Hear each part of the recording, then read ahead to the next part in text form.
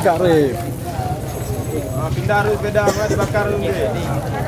Boleh tanya nak aja. Oh, boleh nak. Kawan tu balap tu bang, berdua. Balap tu anak ni ngerem dah dari sini. Yang belakang yang di belakang yang korban ni tabrakan dia. Berarti balap ya? Ya bang. Apa taruhan lo ya? Tak ada bang. Balap biasa. Berapa Honda? 2 Honda. 2 Honda. Dia walet. 2 walet. Namanya siapa? Apa bang? Namanya gimana? Apa tabrak? Samping ni. Dia dari belakang ditabrak tu. Tadi dua-dua jatuh ya? Dua-dua jatuh, satu lagi nak apa? Sebelum kejadian orang kami Sebelum kejadian dah dibilang orang kami. Kalian main bola di jalan. Kami lagi main bola ni bang. Saya ingatkan. Kalian enggak usah sini nanti tabrak sama orang ni. Nanti ditabrak nanti. Bukan juga dia yang kena. Siapa nama Lek? Memang jelas tak apa dia. Bapak jangan.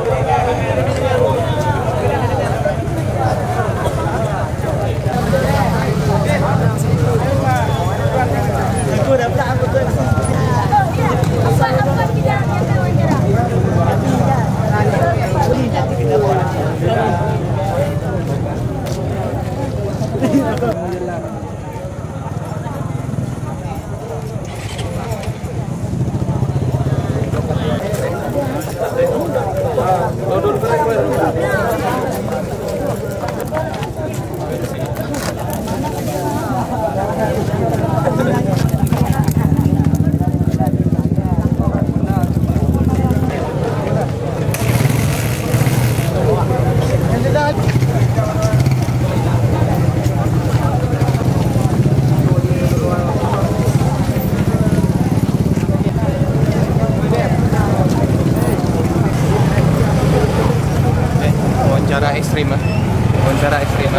Wawancara ekstrim.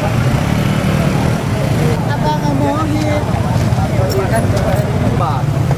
Lambat orang dah ngungsi jadi dah ngungsi baru corona.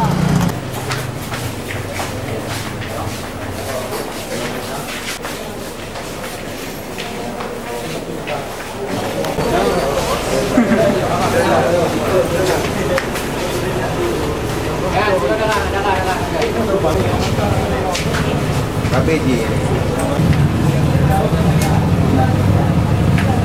dari sini dari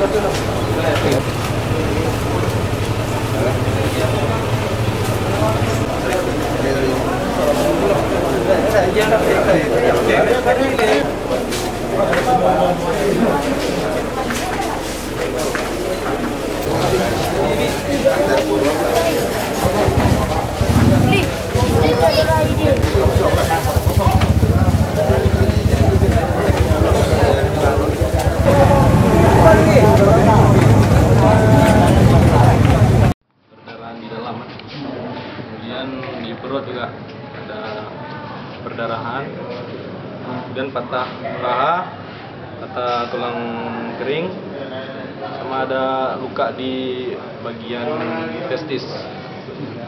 Berarti memang udah meninggal ya? Ya, waktu dibawa memang udah dalam keadaan meninggal dunia.